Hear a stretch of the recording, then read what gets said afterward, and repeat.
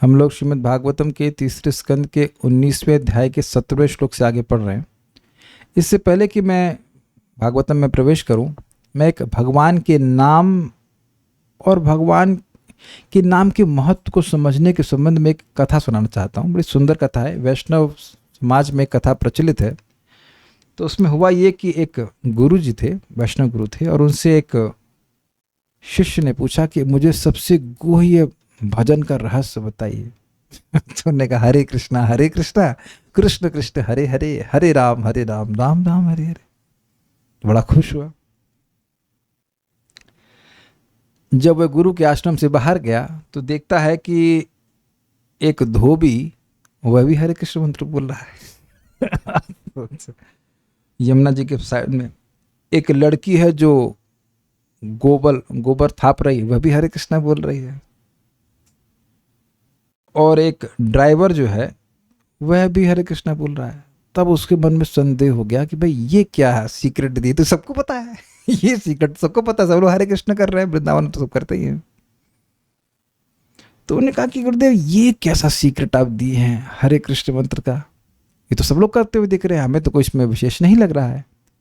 तो गुरु जी कहे अच्छा ऐसा करो, ये हीरा उनके पास होगा, का हीरा ले जाओ और उस हीरे का मूल्य इन तीनों लोगों से मांगना। तो जब वो जाता है रिक्शे वाले के पास, नहीं क्षमा कीजिएगा, धोबी के पास पहले जाता है, तो धोबी उसको कुछ मूल्य नहीं करता, कहता है हाँ शायद इसको मैं अपना कपड़ा साफ करने में, देखा ना वो ब्रश की तरह घिसने में, अच्छा थोड़ा हार्ड लग रहा है, साफ कर लूंगा। फिर उसके बाद रिक्शे वाले के पास जाता है तो सोचता हाँ ये थोड़ा सख्त है, मेरे पाँव में कुछ गंदगी, उसे स्क्रबर की तरह काम कर लूंगा, हीरे को। और लड़की क्या कहती है,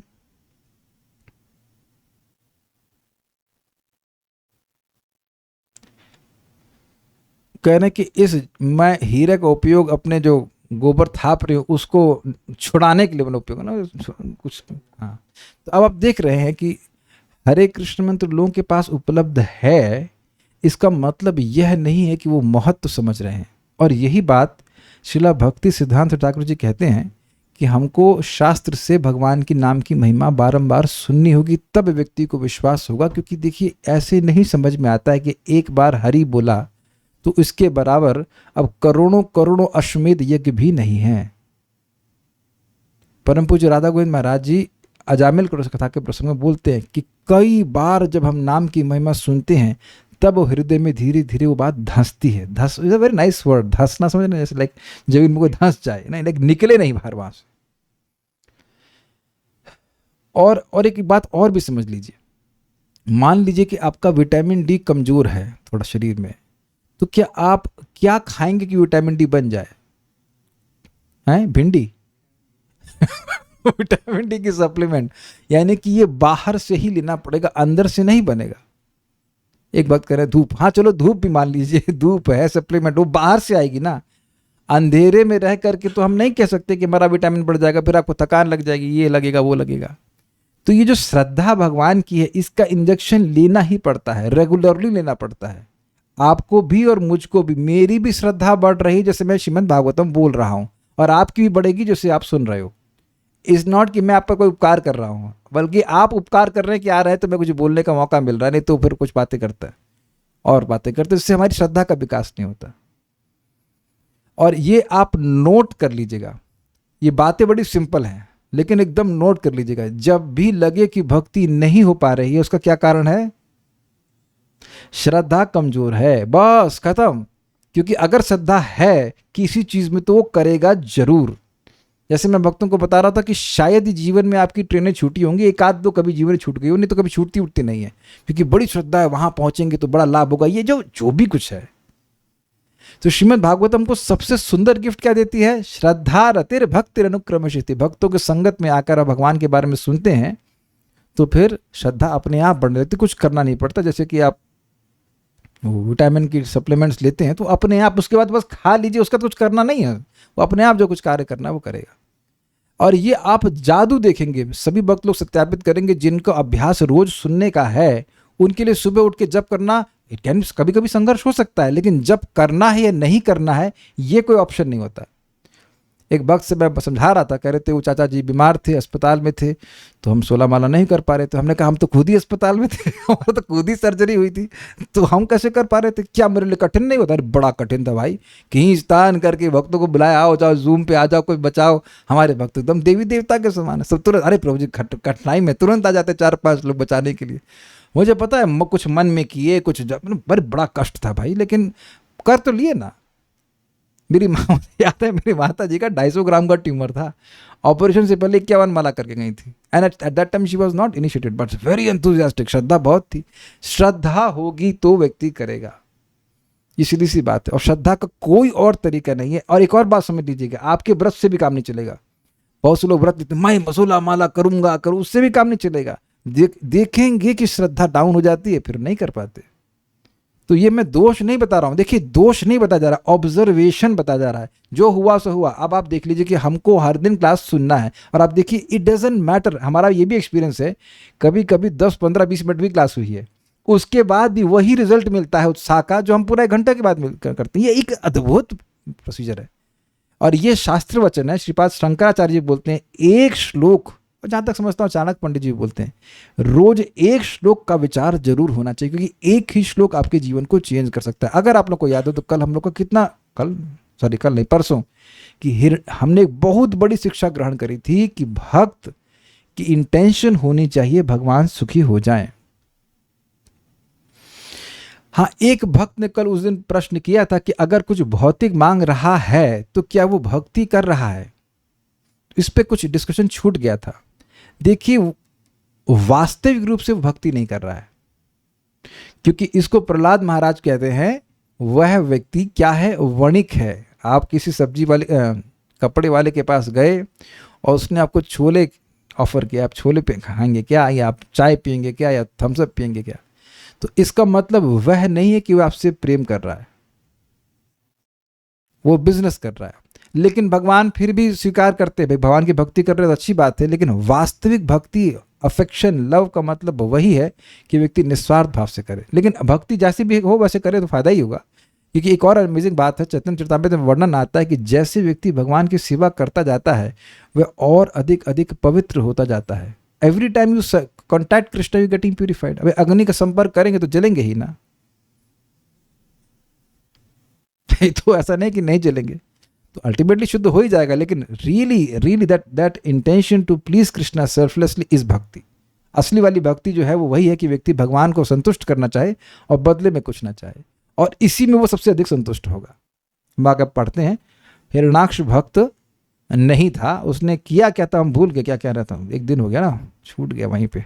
हाँ, तो हिरणाक्ष ने जो मुष्टि से प्रहार किया था, भगवान को कैसे लगा कि जैसे हाथी को माला दिया जाए तो वो हिलेगा भी नहीं, ऐसे ही भगवान बिल्कुल नहीं हिले। हम लोग अब आगे पढ़ते हैं, मेरे पीछे बोलिए। अथोरुधासृजन मायाम योग मायेश्वरे हरौ। अथोरुधासृजन मायाम योग मायेश्वरे हरौ। याम विलोक्य प्रजास्त्रस्ता मेनिरेस्योपसंयमम्। यां विलोक्य प्रजास्त्रस्ता मेनिरेस्योपसंयमम्। अथोरुधासृजन मायाम योग मायेश्वरे हरौ। अथोरुधासृजन मायाम योग मायेश्वरे हरौ। यां विलोक्य प्रजास्त्रस्ता मेनिरेस्योपसंयमम्। यां विलोक्य प्रजास्त्रस्ता मेनिरेस्योपसंयमम्। अथोरुधासृजन मायाम योग मायेश्वरे हरौ। अथोरुधासृजन मायाम योग मायेश्वरे हरौ। यां विलोक्य प्रजास्त्रस्ता मेनिरेस्योपसंयमम्। यां विलोक्य प्रजास्त्रस्ता मेनिरेस्योपसंयमम्। किंतु असुर ने योगेश्वर श्री भगवान पर अनेक कपटपूर्ण चालों का प्रयोग किया। यह देखकर सभी लोग भयभीत हो उठे और सोचने लगे कि ब्रह्मांड का संहार निकट है। किसी को कोई कमेंट है कि इसने ऐसा किया क्यों? वरुण प्रभु ऐसा क्यों कर रहा है, चीटिंग क्यों कर रहा है? नहीं याद? हाँ बताइए माइक बताइए। क्योंकि भगवान ने जब दोबारा भी उसकी गदा गिरा दी तो उसको लग रहा है कि अब मैं भगवान को हरा गदा नहीं तो बहुत पाऊंगा। पहले गिर गई, तो त्रिशूल भी कट गया। फिर उसने मुष्टि, जब त्रिशूल भी कट गया और मुष्टि से प्रहार किया और भगवान हिले भी नहीं, तब देखिए एक दो मोड होते हैं, एक होता है फाइट मोड, एक होता है फ्लाइट मोड। कभी कोई कुत्ता आपको रास्ते में दिख जाए तो भौंकता है, अगर बहुत भयानक होगा तो आप क्या करते हैं, फ्लाइट मोड। और अगर लगता है कि थोड़ा सा हल्का फुल्का तो फाइट मोड।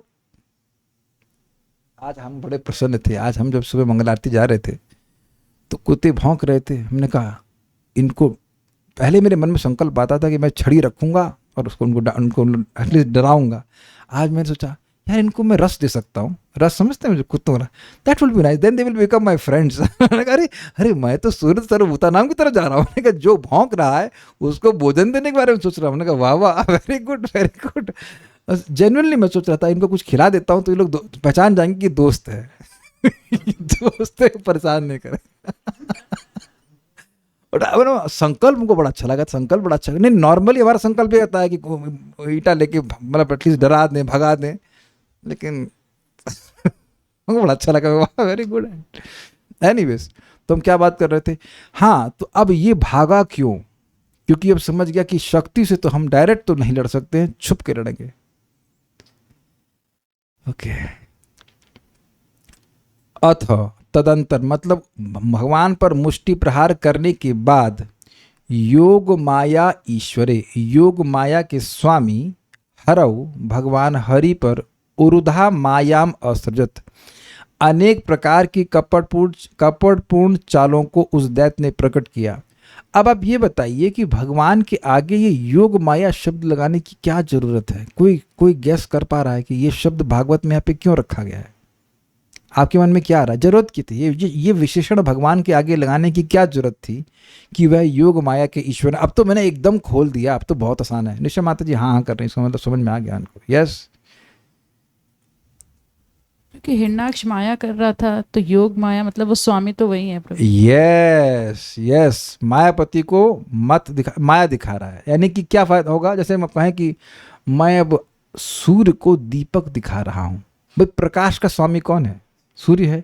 तो उसके आगे अन्य किसी भी प्रकाशमान वस्तु का प्रकाश तो कम ही होगा। यानी कि ये जो भी माया दिखा रहा है ये काम नहीं करेगी, इसलिए इस बात को यहाँ पे रख रहे हैं। क्लियर? ये शब्द देखिए, योग माया ईश्वरे, जो योग माया के ईश्वर हैं उनको ये माया दिखा रहा है, मतलब उसकी कुछ माया काम करने वाली नहीं है। जैसे कि कोई हम जैसे अबोध लोग हैं, हम लोगों को कोई जादूगर जादूगरी दिखा सकता है, लेकिन जो खुद जादूगर है उसको क्या जादूगरी दिखाएंगे? I think this is very clear. लेकिन याम विलोक्य, जिसे देखकर अन्य लोग तो ऐसे योग माया के ईश्वर नहीं है, तो वह देखकर माया के जो सृष्टि थी उसको देखकर त्रस्ता प्रजा, संत्रस्त प्रजा ने अस्य उपसंयमम में निरे, इस संसार की प्रलय काल आ गया यह मान लिया। मतलब ऐसा सृष्टि कई कि लोगों को लगा कि अब तो प्रलय ही आने वाली है, कयामत आ गई है। अथा उरुधा सृजन माया, अतः इसके बाद भगवान पर मुष्टि प्रहार करने के बाद उसने माया का सृजन किया। किसके प्रति किया? योग मायेश्वरे हरि, हरऊ, उन भगवान हरि के लिए किया जो योग माया के ईश्वर हैं, अर्थात उसकी माया काम नहीं करने वाली। याम विलोक्य, जिस माया को देखकर प्रजा त्रस्त हो गई, और मेनिरे, उन्होंने माना, अस्य, इस जगत का, उपसंयम, मतलब अब प्रलय हो गई है। भगवान ने नहीं माना है, केवल प्रजा ने माना है। यानी कि अब विचार कीजिए कि ऐसा जो माया किया होगा वो होगी कितनी खतरनाक। ऐसी सृष्टि कर देना कि लगे कि बस प्रलय ही हो जाएगी। थोड़ा थोड़ा आंधी आती तो कितना घबराहट होती है, कहीं वॉल्केनो फूटे या कुछ फूटे। और अब देखना भी वर्णन आएगा कि कैसे भयानक चिन्ह आ रहे थे कि लोग यही माने कि ये प्रलय ही हो जाएगी, लेकिन भगवान को कोई प्रभाव नहीं पड़ा। प्रजा में देवता भी हैं, अभी तो हैं ही कौन इसके अलावा? आप कह रहे हो प्रजा में देवता भी हैं। मेरा प्रश्न है कि देवता के अलावा कौन है? आप ये मेरे प्रश्न का उत्तर दीजिए। आपने याद होगा कि भगवान जब इस प्रकार से थे तो ब्रह्मा जी ऋषियों के संग देवताओं के संग आए थे। देवता भी हैं का क्या मतलब है? देवता के अलावा है ही कौन वहाँ पे? कोई मनुष्य भी है क्या, मेरा प्रश्न है आप वहाँ गर्भ सागर में युद्ध हो रहा है, वहाँ आप और हम भी पहुँच सकते हैं। इस समय गर्भ सागर में मान लो कोई मछली तैर रही हो, तो आप क्या जानते हैं इसके बारे में तो आप जान रहे हैं कि देवता भी हैं, प्रश्न गलत है, देवता ही हैं और कोई है ही नहीं वहाँ पे। सारार्थ दर्शनी। कुछ भक्तों लोगों को विनोद करना बहुत जरूरी है विनोदपूर्ण प्रश्न। अच्छा, लक्षण तो संपूर्ण जगत में होंगे, प्रलय हो नहीं रही है। अच्छा, अब ये अच्छा प्रश्न है, कह रहे हैं कि प्रलय तो होती तो पूरे जगत में दिखती है, आपने ध्यान नहीं दिया। प्रलय के लक्षण खाली भगवान को डराने के लिए कर रहा है ना, पूरे जगत में क्या करेगा प्रकट करके, पूरे जगत में क्या करेगा? तो वो जो आसपास के लोग हैं वो जो देख रहे हैं वही देखेंगे कैसे लग रहा है प्रलय हो गई, पूरी दुनिया को दिखाएगा क्या क्या होने वाला। प्रलय करने की शक्ति इसके पास नहीं है। सिमुलेशन समझते हैं आप लोग? हवाई जहाज चलाने के लिए पहले सीधे हवाई जहाज में नहीं बिठाते हैं, वो कुछ ऐसा सिमुलेशन करते बैठेगा, उसे लगे कि मैं हवाई जहाज उड़ा रहा हूं ऐसे करके, तो वो ऐसा सिमुलेशन कर रहा है। तभी तो बोल रहे मायाम असृत। क्या अब हिरण्याक्ष के पास ही शक्ति है कि ब्रह्मांड को नष्ट कर दे? ये शक्ति तो ना भगवान को दी है, उसको केवल युद्ध करने की शक्ति दी है। तो इसने ऐसी माया सृष्टि करी जो लोग वहां पे उपस्थित थे वो माने की प्रलय हो गई। अरे जादू हो रहा है ना भाई, प्रलय थोड़ा ना हो रही वास्तव में। सारार्थ दर्शनी। असृजत अर्थात उसने सृष्टि की, अर्थात इंद्रिय जालिक समान माया का विस्तार किया। ये समझे बात? ये आप लोग कभी कभी देखे हैं अच्छा वाला वो देखे हैं जादूगर का शो देखे हैं कभी? आपने नहीं देखा? यहाँ पे कृष्ण हॉल में हुआ था वो वाला, देखे थे? इसमें लड़की की सर पे आग लगा दिया था, वो थे आप उसमें? नहीं था। एक लड़की थी, उसको शेफ जैसी टोपी पहना दी और इतनी कम से कम 1.5-2 फीट की जो है अग्नि उसके सर से वो है प्रकट हो रही है और नाच रही है ऐसे करके अब बताइए ये इंद्रिय जाल हुआ कि नहीं? किसी के सर पे इतना जड़ से अग्नि जल रही हो, खुश कैसे हो सकता है? बहुत बार दिखाते ना, वो तलवार घुसा दी, गर्दन काट दी, वो सब आपको लग रहा है लेकिन वो तो कुछ नहीं है। किसी गर्दन कट जाएगी तो मुस्कुराएगा वो और बोलेगा वो, नॉट पॉसिबल। तो ये सब इंद्रिय जाल मीन्स इल्यूजरी थिंग थी, चीजें थी। तथा अस्य उपस्वयं अर्थात उपस्थित देवताओं को ऐसी प्रतीति हुई कि इस जगत का प्रलय काल उपस्थित हो गया। अब तो क्लियर हुआ ना कि किसको महसूस हुआ था? देवताओं को। तात्पर्य, भगवान तथा उनके भक्त का जो असुर रूप में परिणत हो गया था, यह युद्ध इतना भीषण प्रतीत होने लगा मानो ब्रह्मांड में प्रलय होने वाली है। यह पूर्ण पुरुषोत्तम भगवान की महानता है। उनकी एक उंगली का उठना ही ब्रह्मांड के वासियों की दृष्टि में अत्यंत अनिष्टकारी माना जाता है। अब आगे देखते हैं। अब यहाँ पे वर्णन आएगा कि कैसे कैसे दृश्य उपस्थित हुए थे।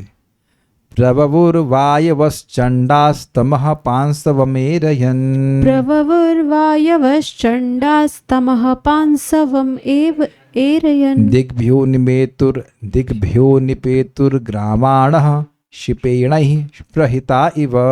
दिग्भ्यो निपेतुर्ग्रावाणः क्षेपणैः प्रहिता इव। ये मजेदार श्लोक है। प्रववुर्वायवश्चण्डास्तमः पांसवमेरयन्। प्रववुर्वायवश्चण्डास्तमः पांसवमेरयन्। दिग्भ्यो निपेतुर्ग्रामाणः शिपेणैः प्रहिता इव। दिग्भ्यो निपेतुर्ग्रावाणः क्षेपणैः प्रहिता इव।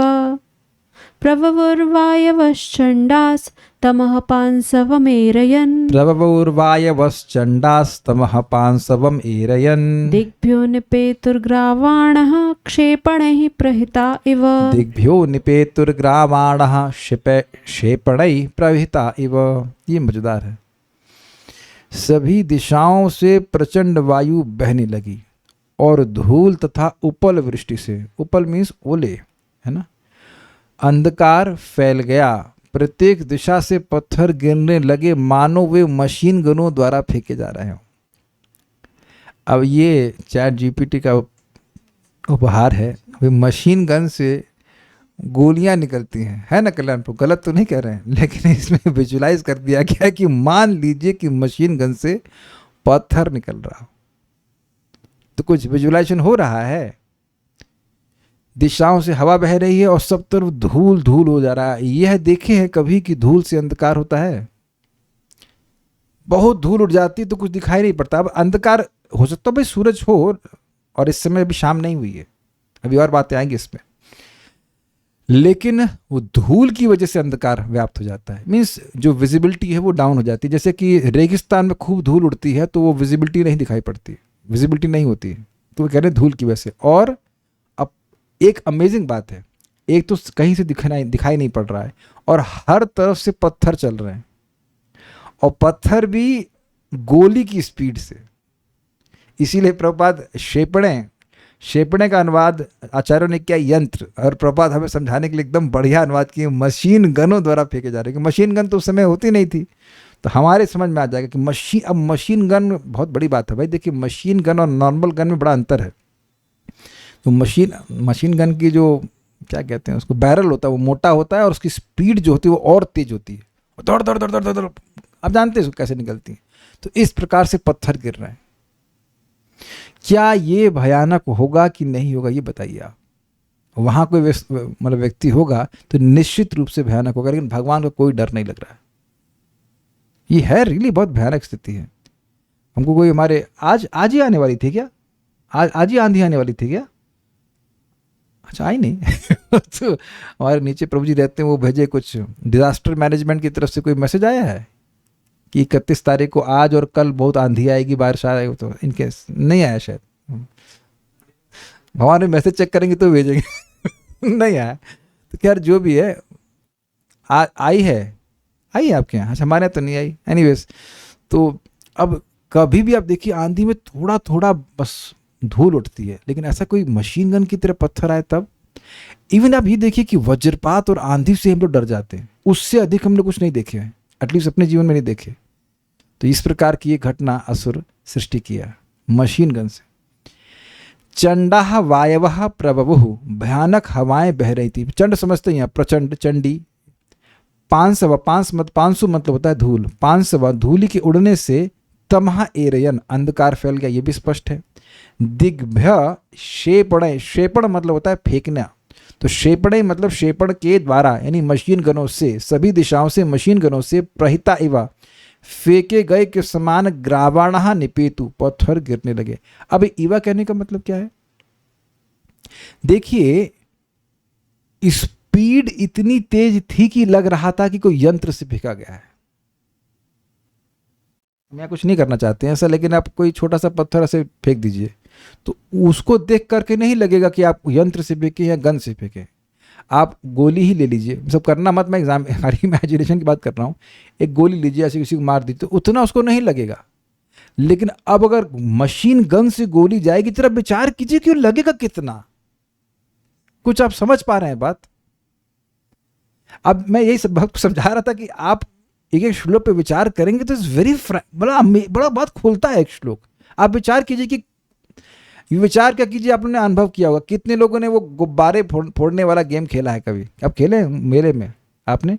उसमें गोली नहीं होती, वो हाथ से बंदूक वाली यार, हाथ से नहीं। हाँ अच्छा ये बताओ, हाथ से एक गोली फेंकोगे आप और गुब्बारा फटने वाला है उससे? आपने खेला है ना? 50% जीवन अरे मना कर रहा। कल्याणपुर आप खेले? मिश्रा माता जी आपने? साइंटिस्ट प्रभु? हाँ तो प्रभु जी लोग खेले हैं, ठीक। आपने भी नहीं खेला? अरे 75% अरे एयर गन होती है, एयर गन में एक अरे मैं बता रहा हूँ क्या, उड़द की दाल होती है याद आ रहा है? उड़द की दाल की गोली होती है और उससे आपको एम करना होता है, जो अरे क्या कहते हैं, गुब्बारे फोड़ने होते हैं, और फिर उसमें प्राइज मनी भी होती है, ये फूट जाएगा तो ये मिलेगा कुछ कितनी माताओं ने खेला है ये कभी?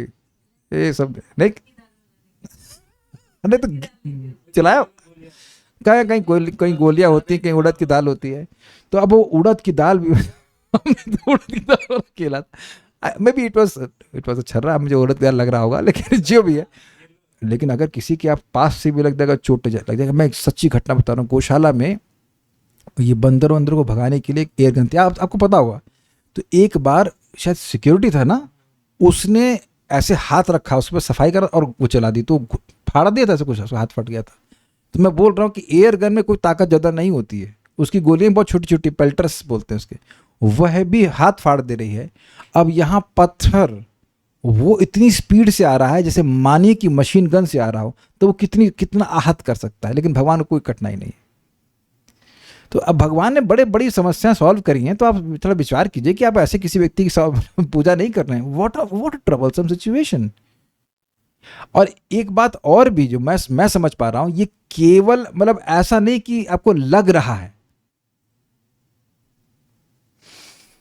ऐसा नहीं कि केवल लग रहा है कि पत्थर आ रहे हैं, पत्थर आ भी रहे होंगे, हम ये स्वीकार कर सकते हैं। आप कुछ समझ रहे हैं ना, जैसे स्वप्न में लगता है कि ये हो रहा है, ऐसा नहीं कर रहा है। तो ये सब बातें हैं।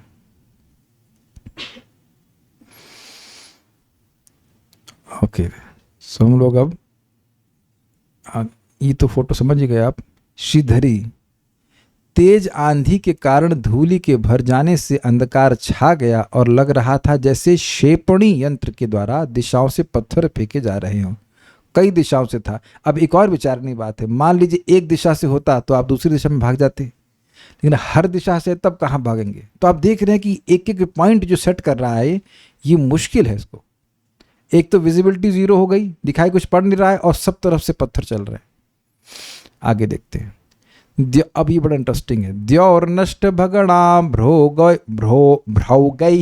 सविद्युत स्तनयुत्नभिः। द्यौर नष्ट भगणा भ्रोधै सविद्युत स्तनयित्नुभिः। वर्षद्भिः पूयकेशासृक् विणमुत्रास्थि निचासकृत्। वर्षद्भिः पूयकेशासृक् विणमुत्रास्थि निचासकृत्। अब तो हद हो गई। बिजली तथा गर्जना से युक्त आकाश में बादलों के समूह घिर आने से नक्षत्रगण विलुप्त हो गए। आकाश से पीप समझते हैं, पस बाल, रक्त, मल, मूत्र तथा हड्डियों की वर्षा होने लगी। अब ये कितना, अरे ये हो जाएगा तो आदमी कहा जाएगा, छाता भी तो काम नहीं करेगा ना ऐसे में। आपने सुना होगा ना कहीं कहीं एसिड रेन हो जाती, that itself is very frightening. नहीं, एसिड गिर रहा हो तब, और इतनी गंदी गंदी चीजें ये सब कर रहा था। द्यौ, आकाश में विद्युत बिजली की चमक और स्तनयुत्न भी कड़क के साथ, अभ्र ओघई बादलों के झुंड से, भगणा सूर्य चंद्र आदि नक्षत्र मंडल नष्ट अर्थात छिप गए थे। समझ में आ रहा है, बादल छा गए हैं, वो बरसात का मतलब बिजली कड़क रही है, और उसकी वजह से सूर्य चंद्र आदि भी नहीं दिखाई पड़ रहे हैं। सूर्य क्यों कह रहे हैं? क्योंकि अभी रात नहीं हुई है, अभी रात नहीं हुई है। अभी आप देखिएगा, बड़ी सुंदर टीका करी गई इसके ऊपर, बहुत सुंदर टीका। तथा पूय अर्थात पीव, केश स्पष्ट है, असृक मतलब रक्त, विट मूत्र मतलब विष्ठा मूत्र, और अस्थिनी हड्डियों की असुकृत वर्ष भी, लगातार वर्षा होने लगी। स्पष्ट है, टीका बड़ी सुंदर है। द्यौ नष्ट भगणा अभ्र ओघई, अभ्र मतलब बादल, ओघा मतलब समूह, बादलों के समूह से आकाश में जो प्रकाशमान तारे आदि थे या सूर्य चंद्र थे वह सब नष्ट हो गए, मतलब छुप गए, उनका प्रकाश ढक गया। सविद्युत स्तनयुत्न भी, विद्युत के संग और कड़कड़ाहट के संग वो सब बादल युक्त थे। वर्षद भी, और वर्षा कर रहे थे किस चीज की? पूय मतलब पस की, केश स्पष्ट है, असृग मतलब रक्त की, विण मतलब विष्ठा मूत्र स्पष्ट है, अस्थिनी मतलब हड्डियां, और असकृत मतलब लगातार। एक शब्द इंग्लिश में आता है, it was raining cats and dogs. सुना है आपने? अंग्रेजी कमजोर है चलिए कोई नहीं। इसका मतलब होता है गंभीर, बहुत ज्यादा पानी की वर्षा होती है, तब लोग कहते हैं it was raining like cats and dogs. लेकिन वाकई कुत्ते और बिल्ली नहीं गिर सकते, लेकिन यहां वाकई ये इस प्रकार की वर्षा हो रही थी। तो इस सब उसके माया का प्रभाव था। अब एक बड़ी इंटरेस्टिंग नोट श्रीधर स्वामी बात दिए हैं, देखिए। श्रीधरी, आकाश के तारे आदि छिप गए, इससे दैत्य के बल के अतिरेक के कारण ब्रह्मा जी के द्वारा प्रदत्त मुहूर्त का अतिक्रमण प्रतीत होता है, क्योंकि दिन में तो तारे नहीं हो सकते हैं। ये मजेदार बात है, समझ में आया आपको? ये ब्रह्मा जी कहे थे कि भगवान इस समय दोपहर का मुहूर्त चल रहा था और उसमें अभिजीत मुहूर्त है, इसको मार दीजिए, बड़ा ऑस्पिशियस मुहूर्त है, शाम हो जाएगी तो ये शक्तिशाली हो जाएगा। और अभी इसने क्या सृष्टि कर दी? शाम सृष्टि कर दी ना, सूर्य गायब चंद्र गायब। तो ब्रह्मा जी जो मुहूर्त के बारे में बोल रहे थे कि अच्छा, उसको भी इसकी माया ने अतिक्रमण कर दिया। हमको बहुत अच्छा कमेंट लगा था। देखिए कितना ऑब्जर्व कर रहे हैं ये बात, क्योंकि दिन में तो तारे हो ही नहीं सकते। कह रहे ना तारे छुप गए, सब छुप गए, तो इसका क्या मतलब है? शाम का समय हो गया। एक तरह से उसने अपने बलवान समय की सृष्टि कर दी। It was so powerful. ये जो लक्षण प्रकट कर रहा है वो कब हो सकता है? रात्रि में। कह रहे हैं इन्होंने जो समझा रहे, कह रहे हैं भगण जो तारे आदि हैं वह छुप गए, तो अब तारे तो रात्रि में प्रकट होते हैं ना।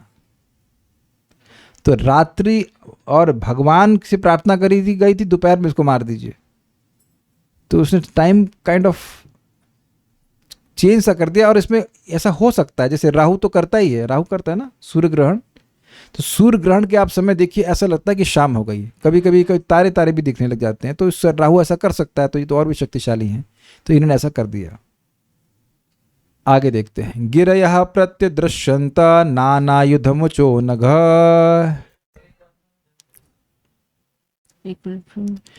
अरे यहाँ फाइटिंग हो रही है, आप बीच में लेट हो गए।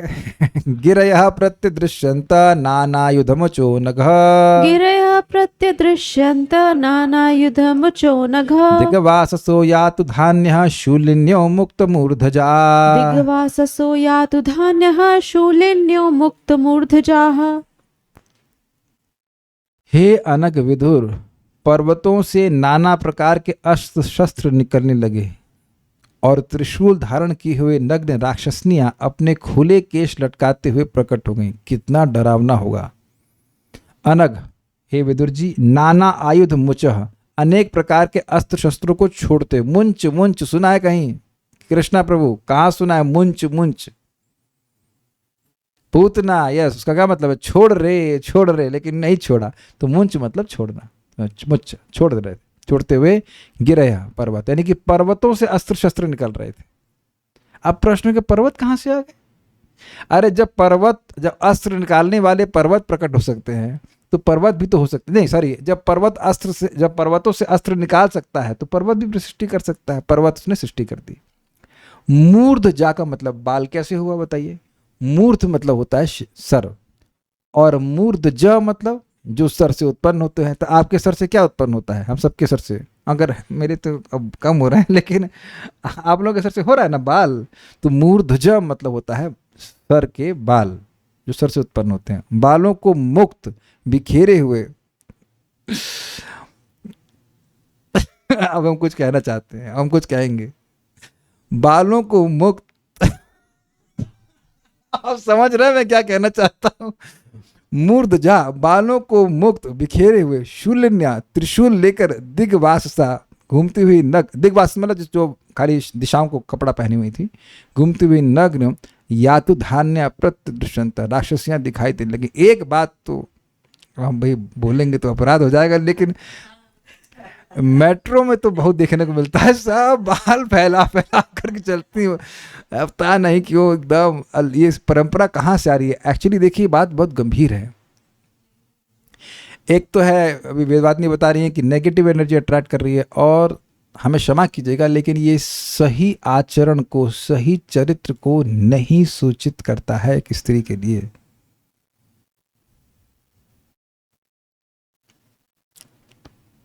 आप लोग कोई विरोध हो तो मैं नहीं कुछ कह सकता, लेकिन ये हमने सुना है गुरुवर्ग से, ये शास्त्रिक रेफरेंस भी है, लेकिन अभी मैं तुरंत तो नहीं प्रस्तुत कर सकता। बट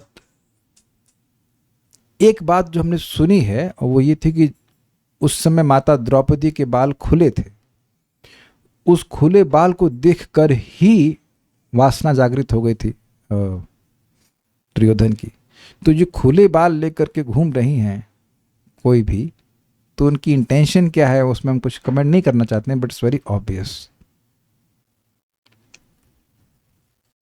क्षमा कीजिएगा लेकिन ये बात हमको मूर्धजा से, मुक्त मूर्धजा से याद आ गया। दिमाग खोलना चाहिए ना भागवत सुन करके, बाल नहीं खोलना चाहिए ना। चलिए अच्छा है कि कोई नॉन डिवोटी माता जी नहीं सुन रही तो केस कर देती तुरंत। अच्छा हमको भूतनियों से compare करते हो, लेकिन अब आप इंस्पिरेशन ही भूतनियों से ले रही तो क्या किया जाए बताइए। गिरयः प्रत्यदृश्यन्ता नाना युध मुचोनगः। हे विदुर जी, बहुत सारे पर्वत दिखे जिनसे अनेक अनेक प्रकार के अस्त्र प्रकट हो रहे थे। दिग्वासः यातुधान्य, यातुधानी एक प्रकार की भूतनी होती हैं, जैसे कर्ण पिशाचिनी, यातुधानी और कुष्मांडा, सुना है हम लोग पहले सब सुन चुके हैं। तो कोई अब जिंदगी में हमसे ये प्रश्न न करना कि भूत प्रेत होते हैं कि नहीं होते हैं। हाँ, कुष्मांड और क्या क्या था, कुष्मांड का वो पेट ऐसा होता है, कुष्मांड जैसा होता है, मतलब वो भूत होते हैं लेकिन उनका पेट जो है वो कुंबड़े जैसा होता है। कुंबड़े का मतलब क्या कहते हैं उसको, अरे जो हमको मना है अभी, कद्दू, कद्दू, हाँ कद्दू, कद्दू जैसा बड़ा बड़ा कद्दू, वो लाल कद्दू देखे हैं आपने, बड़े बड़े उसी तरह का पेट होता है इनका, कुष्मांड। तो ये सब वैरायटी उन्हीं की है। शूलिन्य, वह शूल धारण की हुई थी, मुक्त मूर्धजा, उनका बाल खुले हुए थे। ऐसा एक बार और भी होगा, बाणासुर जब भगवान से हार रहा था तो उसकी माँ, मतलब मुंह बोली माँ होगी, जिसकी वो पूजा करता था, उसका नाम याद नहीं आ रहा, किसी को याद हो तो, वो देवी थी और वह भी वस्त्रहीन होकर के और ऐसे बाल खोला करके सामने आ गए, तो भगवान ऐसे मुंह हटा लिए, मुंह घुमा लिए, तो बाणासुर को बचने का मौका मिल गया। नाम भूल रहा हूँ उसका क्या था, जो भी है। तो ये सब अच्छा आचरण नहीं है।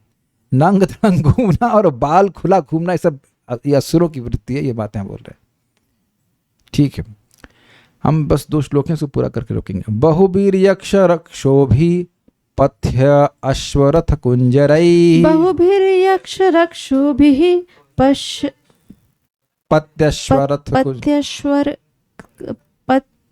पत्यश्वरथ कुंजरैः। आततायिभिरुत्सृष्टा हिंस्रा वाचोति वैशसाः। आततायिभिरुत्सृष्टा हिंस्रा वाचोति वैशसाः। ये भी इंटरेस्टिंग है। यक्षों तथा राक्षस आतताइयों के समूह अत्यंत क्रूर एवं अनिष्ट नारे लगा रहे थे, सॉरी अशिष्ट नारे न लगा रहे थे, मारो सर, मारो मारो ऐसे करके, समझे। जिनमें से अनेक या तो पैदल जा रहे थे या घोड़े, हाथियों अथवा रथों पर सवार थे। पत्ती मतलब वहां पर पैदल सेना, अश्व मतलब घोड़सवार, रथ मतलब रथी। देखिए 2 अंतर हो जाएगा, जो घोड़े पे सवार है वो एक अलग हुआ, और जो रथ है मतलब उसके रथ भी है और घोड़ा भी है, तो उस प्रकार से जानते हैं। कुंजरई, हाथियों के साथ, बहु भी, बहुत से, आतताई भी, आतताई मतलब जो जान से मारना चाहता है, ऐसे लोग। क्या वैरायटी थी, यक्ष थे, रक्षो भी यानी राक्षस थे, और अति वैशसा अत्यंत उग्र, हिंस्रा यानी मारो काटो की, वाचा उत्सृष्टा ध्वनियां होने लगी। आप कहेंगे इसमें कौन सी बड़ी बात है। अब देखिए कहीं दंगा हो, भगवान ना करे कभी किसी को से देखना पड़े, लेकिन दंगे में होता है कि नहीं, मारो मारो मारो, और वो कितना भयभीत करने वाला होता है। वो ऐसा नहीं कि वो कोई ड्रामा कर रहे होते हैं, दे इंटेंड टू डू दैट। कुछ विजुअलाइजेशन आप कर पा रहे हैं। हाँ, मास किलिंग कहते हैं ना, मारो मारो, देखिए युद्ध तो हो ही रहा है, लेकिन एक आवाज का भय नहीं होता है, मारो मारो मारो मारो मारो मारो, और वाकई मारने के मूड में भी है। ऐसा नहीं कि आकर के बोलेंगे अच्छा ठीक है नहीं मारेंगे, ऐसा नहीं है, पूरा अस्त्र शस्त्र लेकर के बोले। तो वहां वातावरण भी शब्द की दृष्टि से भी बहुत भयभीत उसने सृष्टि करी। अरे 1-2 नहीं, हजारों होंगे और सब बोल रहे हैं इस प्रकार से खराब शब्द। हमको याद आ रहा है कि ब्रह्मा, ये राक्षस, यक्ष और राक्षस भी इसी प्रकार से इसी में आएगा कि इनकी जब सृष्टि हुई थी, हम पढ़ चुके हैं क्या पता नहीं, शायद अब आगे आएगा। तो यक्ष बोले मार दो, और राक्षस बोले मार दो, और यक्ष बोले छोड़ना मत। ब्रह्मा जी को ही बोले, ब्रह्मा जी को ये क्या हो गया भाई, एक बोला छोड़ना मत, एक कहता मार डालेंगे, मारो मारो, उसी को उन्हीं खाने के लिए आ गए थे। ये आगे आएगा या आ गया क्या, मैं भूल रहा हूँ, अभी नहीं आया, अब ये इसी तीसरे स्कंद में आता है। ब्रह्मा जी हैरान हो गए, ये क्या पैदा हो गए लोग। तो ये सब इसी, ये लोग मतलब अपने पैदा होने के समय से ये गाली देना शुरू कर रहे हैं, मारो काटो ऐसे करके। बहुभीर यक्ष रक्षो भी, बहु भी मतलब कोई संख्या नहीं, लेकिन बहुत सारे यक्ष और राक्षस थे उनके द्वारा। पति पैदल चलने वाले थे, अश्व मतलब घुड़सवार थे, रथ स्पष्ट है रथी थे, कुंजरई मतलब हाथी पे सवार थे।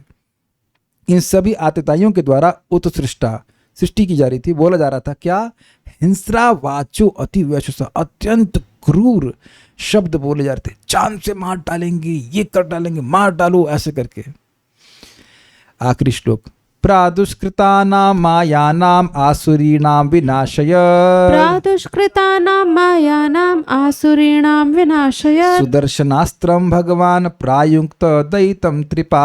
सुदर्शनास्त्रं भगवान प्रायुङ्क्त दयितं त्रिपात्। इतना बवाल हुआ, भगवान बस एक चीज चलाए सारा कुछ खत्म हो जाएगा। तब समस्त यज्ञों के भोक्ता श्री भगवान ने अपना प्रिय सुदर्शन चक्र छोड़ा, जो असुर द्वारा प्रदर्शित समस्त इंद्रजाल की शक्तियों यानी माया जाल को तहस नहस करने में समर्थ था।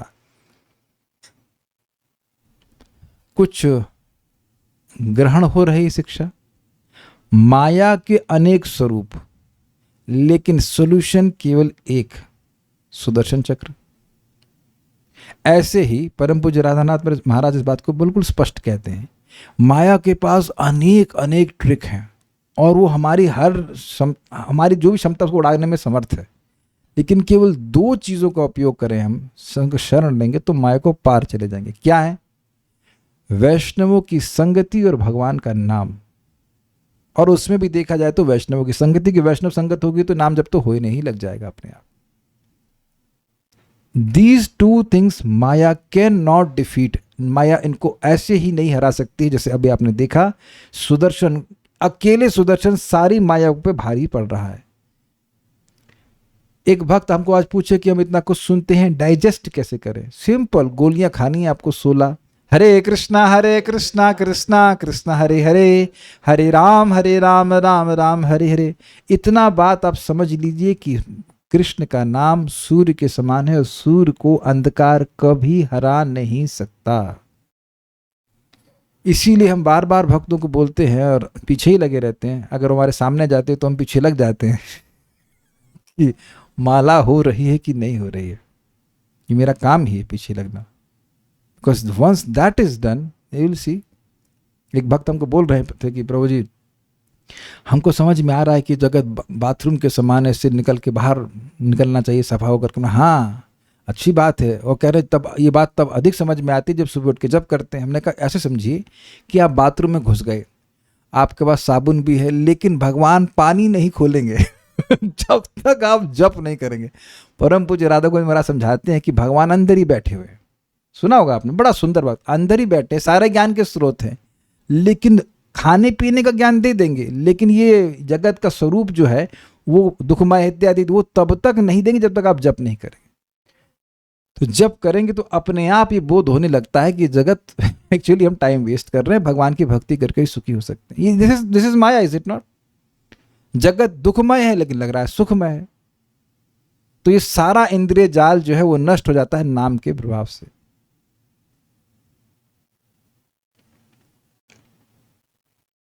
ठीक है, ये बहुत बड़ी शिक्षा है। आप देख रहे हैं कि ज्यादा बबाल माया का वर्णन हुआ है, ये किया वो किया वो किया। भगवान क्या किए? बस एक अस्त्र चलाए और सब खत्म हो गया। और इसी तरह से महाप्रभु बोल रहे हैं ना, इहा होइते सर्व सिद्धि हो तुम्हारा। जो सिद्धि आप सोच रहे हैं और जो आप नहीं सोच सकते हैं वो सब घर पे होम डिलीवरी हो जाएगी। इहा होइते सर्व सिद्धि हो तुम्हारा। हाइते मतलब क्या होता है? फ्रॉम नहीं, हो जाएगी। हाँ बस करो तो सही। त्रिपात, समस्त यज्ञों के भोक्ता भगवान वराहदेव ने प्रादुष्कृतानाम आसुरीणाम प्रदर्शित राक्षसी मायानाम, माया का विनाश करने हेतु, ये जो भी ड्रामा वह प्रस्तुत कर रहा था उसको नष्ट करने के लिए दयितम अस्त्रम, अपने प्रिय चक्र सुदर्शन प्रायुक्त, सुदर्शन को छोड़ा। ये देखिए कि भगवान ने हाईएस्ट छोड़ दिया, कहो एक ही अकेला ही सब कुछ मैनेज कर लेगा। सुदर्शन ने और क्या किया था? उसके त्रिशूल को काटा था, हिरण्याक्ष के, और अब यहाँ पर वह माया को नष्ट कर रहा है। लेकिन सुदर्शन का प्रयोग भगवान इसको मारने के लिए नहीं करेंगे। प्रादुष्कृता नाम माया नाम, जो माया उसने प्रस्तुत करी थी, कैसी माया? आसुरी माया। उसको विनाश करने के लिए सुदर्शनास्त्रम, भगवान सुदर्शन अस्त्र को भगवान ने प्रायुक्त मतलब प्रयोग किया। कैसा अस्त्र था? दैतम, वह उनका प्रिय अस्त्र था। दैत शब्द सेवक के लिए भी होता है। वार्षभानवी दैता, ऐसा है ना? श्रीला भक्ति सिंह ठाकुर जी का नाम है ना सर, नाम ऐसे कुछ है, वार्षभानवी दैताब्धे ऐसे कर कुछ है। एनीहाउ, उनके सेवक, दैत मतलब सेवक। तो सुदर्शन रूपी अपने सेवक को लिया। किन्होंने? त्रिपात। जो त्रिपात है अर्थात यज्ञ के भोक्ता है, उसको समझाएंगे भी। सारार्थ दर्शनी, विनाशनम, विनाशकम तथा विनाशयन, ये 3 पाठ भेद पाए जाते हैं, अर्थात असुरों की मायाओं का विनाश करने की इच्छा से। तो स्पष्ट है। त्रिपात, ये इंटरेस्टिंग है।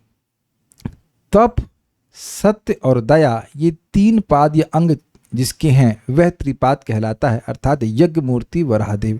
अब हमने बहुत पहले सुना था कि भगवान साक्षात धर्म है और धर्म की 4 टांगे होती हैं। कुछ याद आ रहा है आप लोगों को? बहुत पहले पढ़ा था कहीं, शायद ब्रह्मा जी की कुछ थी, कुछ तो इसी स्कंद में कहीं पढ़े हैं। तो उसी अर्थ में कह रहे हैं कि ये तीनों चीज़ें भगवान के अंग हैं। भगवान साक्षात धर्म है। रामः विग्रहवान धर्म। भगवान श्री राम विग्रहवान मतलब धर्म के मूर्तिमान स्वरूप हैं। तो धर्म के 4 अंग तो आप जानते हो। तो यहाँ 3 से ले लिया अर्थ है कि तपस्या, सत्य और दया जिनके अंग हैं, अर्थात यज्ञ मूर्ति वराहदेव। समझ में आया बात? अथवा प्रातः, मध्याह्न और सायं तीनों सवन ही जिनका चरण है। यज्ञों में ये तीनों सवन होते हैं, अतएव यज्ञ मूर्ति श्री भगवान को त्रिपात कहते हैं। नोट देखिए, यज्ञों में 3 सवन, त्रिसवन वैदिक अनुष्ठानों के अंतर्गत वे 3 समय होते हैं, जिनमें विशेष रूप से सोम रस का पान और यज्ञ कर्म किया जाता है। तो बेसिकली कोई यज्ञ सुबह से शाम तक हो रहा है, तो उसमें सुबह के समय, दोपहर के समय, शाम के समय कुछ विशेष सोमरस पान करते हैं, उसमें कोई यज्ञ विशेष होता है, उसको सवन कहते हैं। तो आप जानते हैं यज्ञो व विष्णु, भगवान विष्णु यज्ञ हैं, तो उनकी इस जो यज्ञ मूर्ति हैं उसके 3 अंग हैं, उन्हीं को त्रिपात कह रहे हैं। तो इसलिए त्रिपात से भगवान यज्ञ मूर्ति वराहदेव है, ये बात कही जा रही है। नहीं समझ में आया? कोई विशेष यज्ञ होते हैं, उसके 3 भाग हैं, सुबह, दोपहर, शाम। तो उसमें कोई सोमरस वगैरह मिलता होगा, हमको पीने को नहीं मिला, जो लिखा है वो बता रहे हैं भाई, हमको नहीं समझ में आ रहा है, इतना समझ में आ रहा है उतना बोल रहा हूँ। तो अब वो सवन एक यज्ञ का भाग हैं, और यज्ञ कौन है? यज्ञ भगवान विष्णु हैं। यज्ञो वै विष्णु, यज्ञ अर्थात कर्मणो अन्यत्र लोकोयम कर्म बंधन इत्यादि। तो इससे ये सूचित कर रहे हैं कि त्रिपात मतलब जिनके 3 चरण यज्ञ के 3 सवन हैं। बेसिकली यज्ञ मूर्ति भगवान ये बोल रहा है। श्रुति में भी कहा गया है त्रय अस्य पादा, इसके 3 पाद हैं, अर्थात यज्ञ मूर्ति, ये अर्थ है। त्रय मतलब ये 3 सवन उसके चरण हैं। तो त्रिपाद की व्याख्या करते हुए कह रहे हैं कि भाई ये त्रिपाद शब्द भगवान वराहदेव को सूचित कर रहा है, वो यज्ञ मूर्ति है। तात्पर्य, प्रख्यात योगी तथा असुर कभी कभी अपनी योग शक्ति से अत्यंत जादुई करामातें दिखलाते हैं, किंतु जब भगवान अपने सुदर्शन चक्र को छोड़ देते हैं तो वे सारे इंद्रजाल विलुप्त हो जाता है। इस प्रसंग में दुर्वासा मुनि तथा महाराज अम्बरीश के बीच युद्ध का उदाहरण प्रस्तुत किया जा सकता है। दुर्वासा मुनि अनेक आश्चर्यजनक योग युक्तियां दिखाना चाह रहे थे, किंतु जब सुदर्शन चक्र प्रकट हुआ तो वे स्वयं डर गए और अपनी रक्षा के लिए विभिन्न लोकों में दौड़ते फिरे। स्पष्ट है, भगवान को यहाँ पर त्रिपाद कहा गया है, जिसका अर्थ है कि वे 3 प्रकार के यज्ञों के भोक्ता हैं। समझे? सुबह, दोपहर, शाम वाला।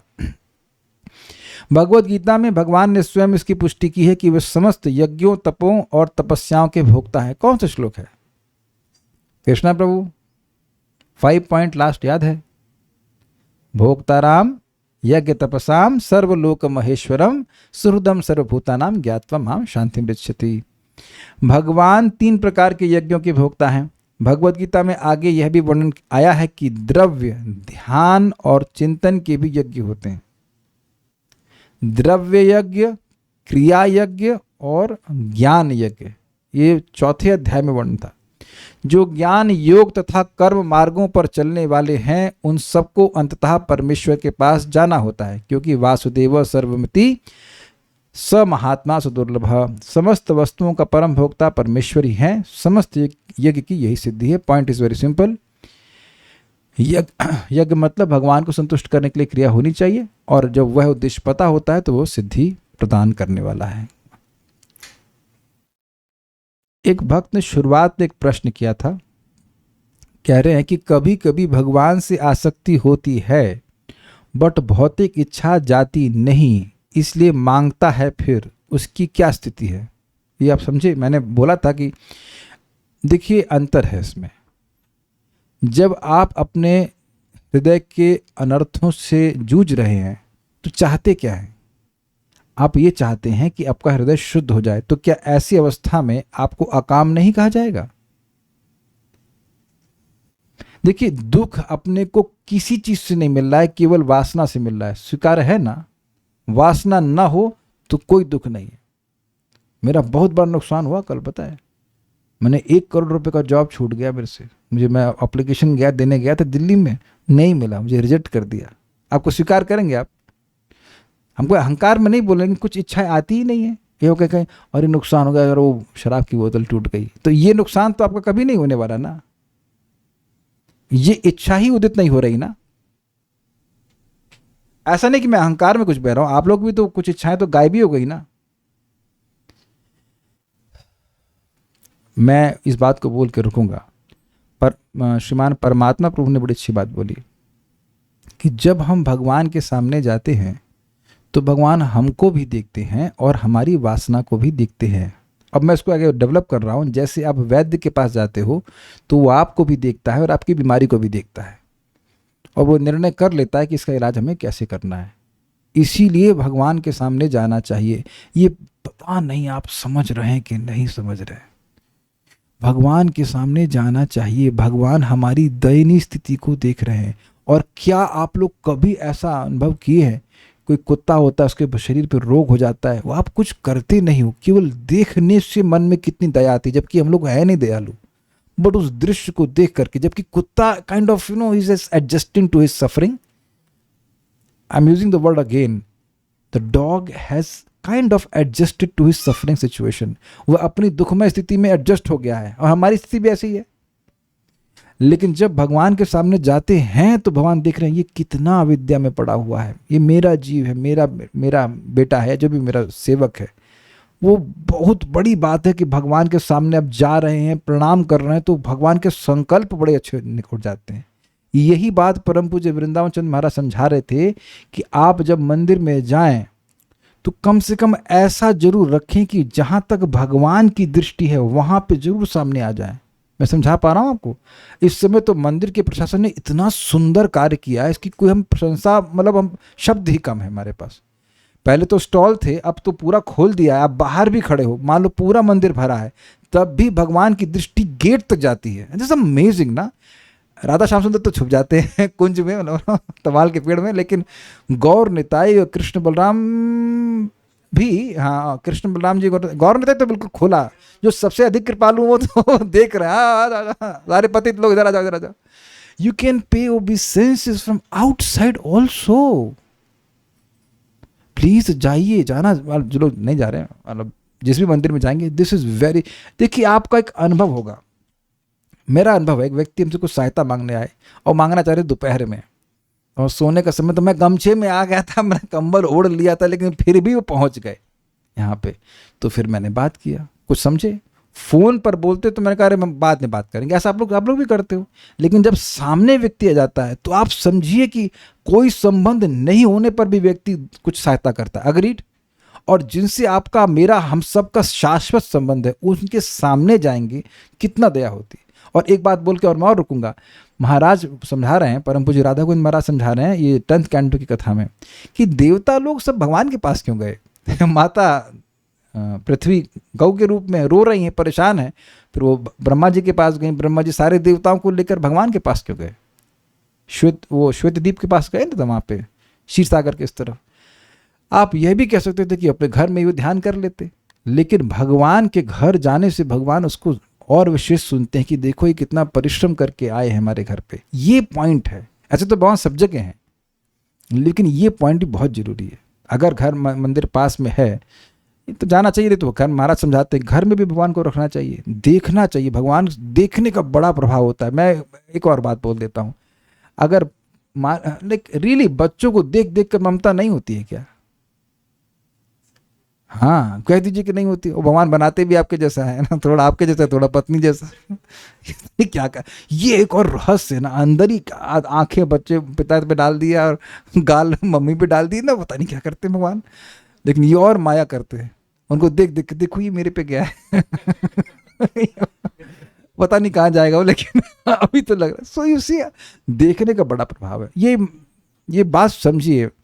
ये सब बातें सुन करके मैं जाया करता था और अभी प्रयास कर रहा हूँ। We must go before Krishna. संबंध जुड़ता है भगवान से, बहुत बड़ा संबंध, बहुत बड़ी सहायता होती है। Will stop now. Srila Prabhupada की जय। निताई गौर प्रेमानंदे।